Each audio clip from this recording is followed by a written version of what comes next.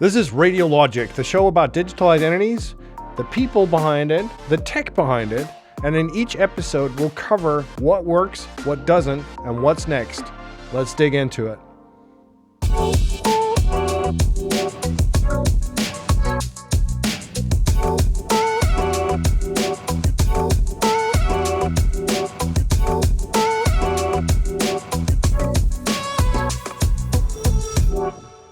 Welcome to Radio Logic, the monthly podcast where identity magically makes a difference.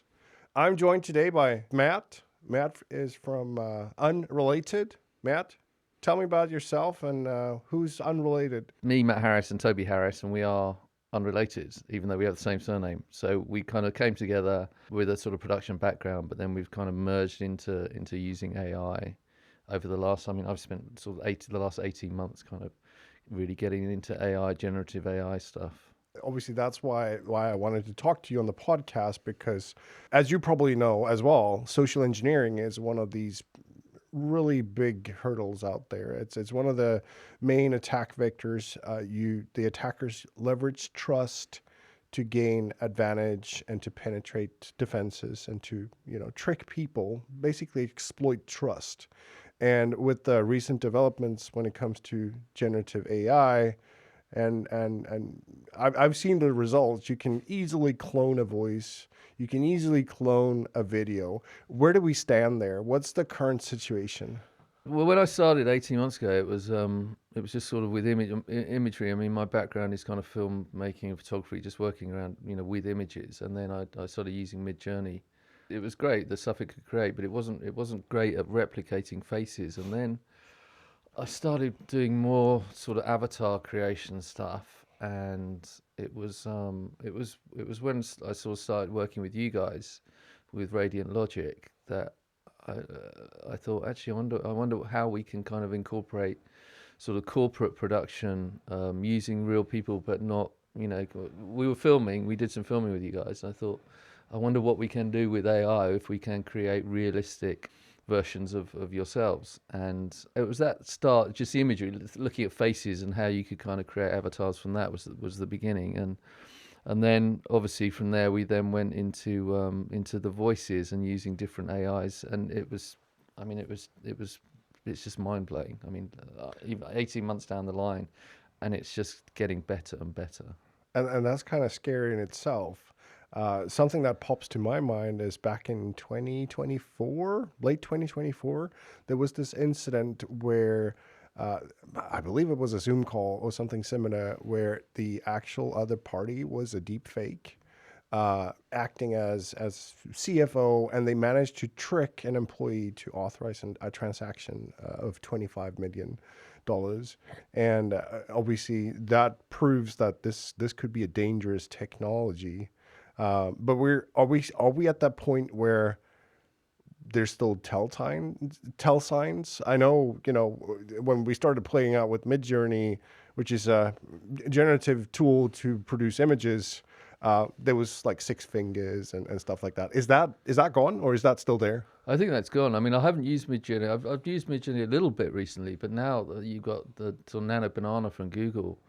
For image generation, and it's incredible. I mean, it's sort of photorealistic, up to 4K easy. I think they're doing 8K now. So with the even faces, you get the sort of grain, everything, the detail in the face is unbelievable.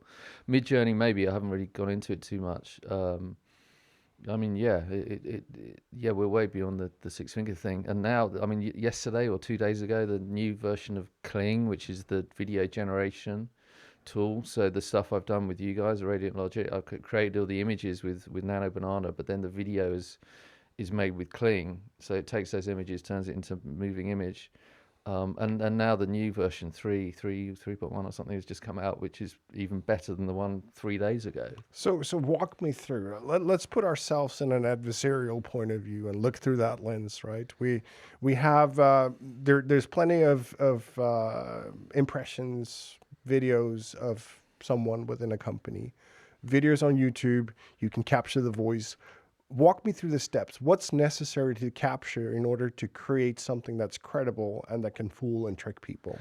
So in terms of like the stuff the films I've kind of made with you guys, that kind of thing you're talking about, how I would do that. I mean, it's so easy. It's frightening, really, how quickly you can do it. I think when I looked at it 18 months ago, you needed maybe 15 minutes of audio or something. Now you use 11 labs will take, I think, a minute, maybe a minute's worth of audio, maybe not even that, and from that you can clone the voice. So I can pull that audio from anywhere. I don't need you to say specific things. I can kind of find some audio online, and then it will just clone your voice from that. And then the facial stuff as well. 3 or 4 photos. Is Do you need different angles, not or even not really. No, I mean, the that more that will help? it That will will. help. The more you have, the better. But I mean, everyone has got photos of themselves online, right? From all sorts of. So, if you've got 10, then it's incredible. So if we put this again in an adversarial point of view, I'm an attacker. I want to impersonate you, and I go out on social media. I find a whole bunch of photos with, I see your face from different angles. You maybe put out some stuff, your voice in YouTube videos or whatnot. That is sufficient for me to essentially today make an impression of you using those assets? Yeah, That's pretty scary. that's pretty scary. I think. I mean, when I started doing when I started doing the Radiant Logic kind of film stuff, I was in Mid Journey and I was kind of trying to replicate. I think it was you. I was trying to create your face, and it kept throwing up errors. And then I tried other sort of famous people as well, and it just wouldn't let you do it. So all you do, you just use one of the Chinese AIs, which have no guardrails on, and it would just let you do anything. And are they as good? Yeah, well, Kling is the video one, which is probably the best one out there. And the Nano Banana, actually Nano Banana is the Google one. That lets me create, but I don't know what. So some have these guardrails and some don't, which is interesting. So have you managed to figure out where those guardrails are? Uh, No, not really. so No, it's a bit of a mystery at this point. yeah, it is. But it is Yeah, from your point of view, it could be a very dangerous tool that an attacker could use to conduct social engineering campaigns to trick people into giving up the keys to the kingdom. yeah. I mean, I think that the fact that a lot of the American AI tools say, "Oh, we're going to build this in, we're going to build this in," but you just go and use a Chinese one. So there is no protection because they're not building that stuff in. So how do we protect ourselves? That's your job. So so we kind of rely on the American LLMs or AI gen tools to have the guardrails, but then there's the Chinese ones or other tools out there that doesn't have it, and you can't protect yourself. That's basically what you're saying. Yeah, because I mean the access is the same. It's just I go online, I use that one instead of that one. So, I mean, what you're saying is that we actually have something really scary here, that you can build something up fairly quickly. What's the time frame? How do you? Let's assume you pick some YouTube clips of myself, and you find my voice, and you find some social media profile, and you get a couple of pictures. Those are like vacation pictures, so they're not proper facial shots, if you will. How much time do you need to create something to? An hour. So within 1 hour, you can have an avatar of me based on whatever I put out on social media with my voice, because you found a minute clip on YouTube. Yeah. And with that, you can create something that's credible, and you can use that potentially to trick someone to do. Yeah, I Believe mean, in I that's could probably find everything. I could say it. Your Facebook page, your Instagram, say, and sort of go in AI and say, right, create a script based on exactly how this guy writes, and it would look at your language and your tone and everything. And so, I've done that with myself as a test to see how that would work. So then you got AI to write it, then you create the voice clone, and yeah. So cloning identities is really easy. Well, definitely in terms of what I use it for to create these films, yes. In terms of how you would fool someone into bank. I don't know, but I would imagine it's not a Right. great I mean, leap. obviously, I mean, if you you're not on the bad guy's side. You're no, on the good guy's side. So you yeah, don't necessarily think about how can I use this for malicious purposes. But given the fact that you can do this so easily, there will be people that will use this for that particular reason. yeah, yeah, yeah. I would think so. I mean, I'm kind of looking when I'm creating stuff. So when I've created like the films for you, I'm kind of looking at the subtleties of stuff that's going on, and seeing is that knowing you from down the pub, is that the sort of thing that you would do, and kind of looking at that. Um, so yeah, if I can see that, then yeah, I'm sure. Are there any tell signs today where we are in terms of the generative clones, if you will, that will make it away, like suspicious, the red flags? I don't. I mean, a year ago it was six fingers, right? Sure, yeah. Now, no, I don't think so. I mean, we were just talking. I was just showing the guys out there, and we were talking about the Agent Smith film that we did for you guys. And there's one scene in it where the Agent Smith walks through the wall, and then he stops at the table, and there's a plate of the cookies, and he just looks. He sort of glances down and then looks back, and that was completely unprompted. And I watched that, and if you look, you can kind of see his eyes kind of glance down behind his glasses, and that I stopped, and I was telling these guys I stopped, I had to walk out the room because this is just It's creepy. too creepy because it's realised that how this character would act in this scene, and I didn't put any of that in, and so that is really frightening. There's incidents I've heard. I think it's from the U.S. where they call up grandparents and they say that they've been incarcerated or put in jail for whatever reason, and they need to pay some kind of bail money. Is there a mechanism that could be put in place to mitigate that? We're talking about people of age Sure, that don't necessarily understand or are aware of the risks of sure. this.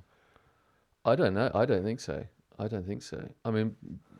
Yeah, my mother is 81, and I'm dealing with her and trying to figure out apps at the moment. I mean, she cannot speak to anyone on the phone because you can't get phone numbers to talk to companies anymore.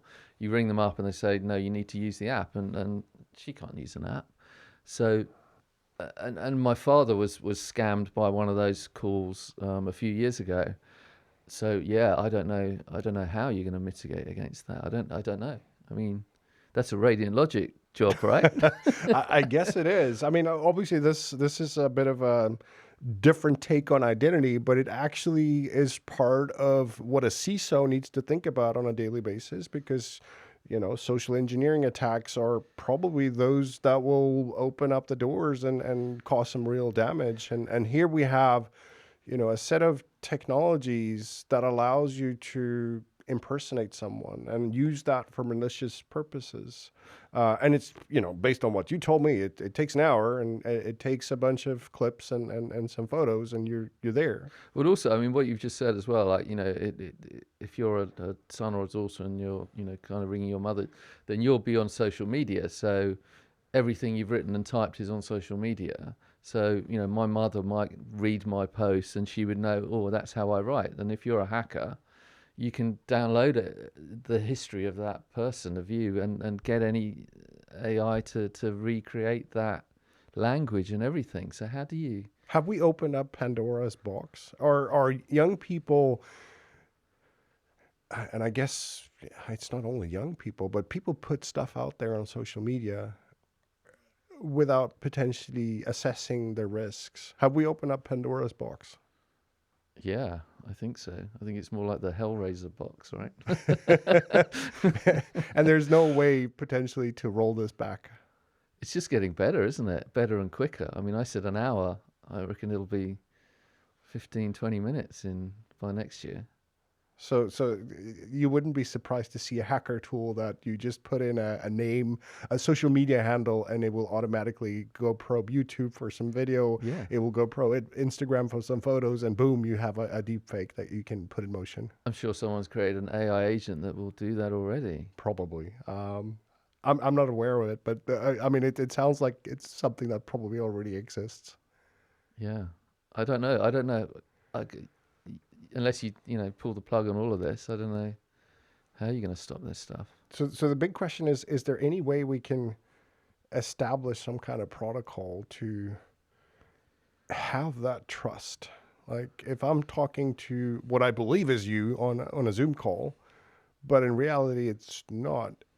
Is there some kind of mechanism that I can certify that it's you? I don't know. Maybe unless they go to the kind of the bank checking thing where you have your phone and it scans your face, and the only way you'll be able to communicate will be with video calls in the But we're not there future. yet, are we? No, I not that mean, I've can seen. you trick a system like that, like biometrics system that? I don't think. I mean, that's why the banks use it, I guess, don't they? If you do a payment, they want to see your face, Yeah. and until you can do that payment, so maybe it's going to incorporate something like that. But there won't be voice calls.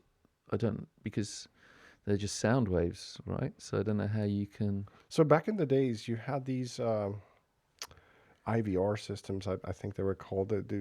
You can basically use your voice to authenticate. Right, right. Um, I would suspect that those are rendered obsolete at this point. Yeah, I would think so. Yeah, I mean the voice cloning is quick, and yeah, I mean it is literally just sound waves, right? So Yeah. how do you secure sound waves? I don't know. On YouTube, there's been an explosion with these AI generated talking heads that discusses various things. One of them that comes to mind is what's going on with silver at the moment, and there's this Asian guy, as he calls himself, John A.G. It's clearly AI generated, and you can tell it's a bit clunky, but content is on point. And is that do you think we're going to see more and more of that type of synthetic content? Yeah, I mean, it's funny actually. I watch one. There's one called Dr. Julia McCoy, and she's an AI expert, and she does sort of 3 or 4 podcasts a week, and she has her clone, her AI clone, and she said this is my AI clone, and she wears the Star Trek Dr. McCoy blue shirt to represent that she's this AI avatar. But she shows you how she did it, how she made this clone, and I watch her because, like you say, the content is great, and I don't care that it's not really her. It looks like her. It's shot in a podcast studio like this, and it's amazing. And I think, yeah, I mean, people say, oh, you don't want to watch, she's not real, it's not really her. But I don't, I don't really see that anymore. When I watch her, I don't really think that because the content's great. So you don't care. I That's essentially what don't. you're saying. No. So if we're wrapping this up with some kind of recommendation to people, should they continue posting, living their social media life, or should they be more conservative? I'd be more conservative. I think I would. That's me. I'd be much more wary of it. I think with that in mind, we need to think about what we put online. The moment you put your voice out there, as we've heard from Matt, that could be used against you. You can clone that voice and you can create an avatar that can be used to trick. And the past experiences that you can find in media shows that it's very easy to trick people, and trust is often the first thing that gets breached. And that is also part of the wider identity problem. And with that, Matt, thanks for joining the podcast. I really appreciate getting some of your insights. Thank you. You owe me a beer.